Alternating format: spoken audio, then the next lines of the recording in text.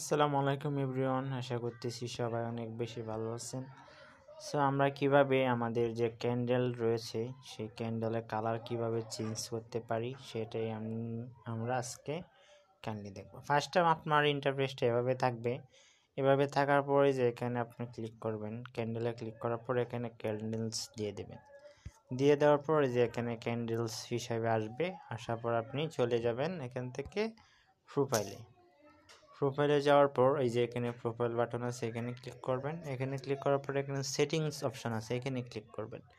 এখানে ক্লিক করার পরে এখানে দেখেন ট্রেডিং টার্মিনাল লেখা আছে, এখানে ক্লিক করবেন। এখানে ক্লিক করার পর দেখেন এখানে এক্সচেঞ্জ দেওয়া আছে, আপনি এখানে সরাসরি দিয়ে দিবেন ট্রেডিং ভিউ দেওয়ার পর এখান থেকে বের হয়ে আসবেন। চেঞ্জ ইজ সাকসেসফুল এটা আসবে। এটা আসার পর এখান থেকে আবার বের হয়ে আসবেন।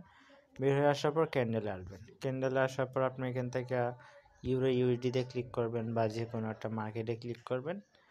মার্কেটে ক্লিক করার পর আপনার ইন্টারফেসটা ঠিক এমনভাবে চলে আসবে। আমাদের যে ফরেক্স মার্কেট রয়েছে ঠিক সেম এরকমভাবে আসবে।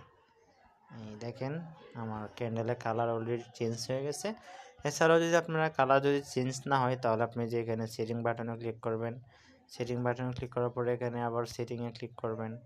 ক্লিক করার পরে এখানে যে এখানে ক্লিক করবেন। এখানে ক্লিক করার পর এখানে ক্লিক করবেন। এখানে ক্লিক করার পর আপনারা আপনাদের ক্যান্ডেলগুলো এখান থেকে কালার চেঞ্জ করে নেবেন।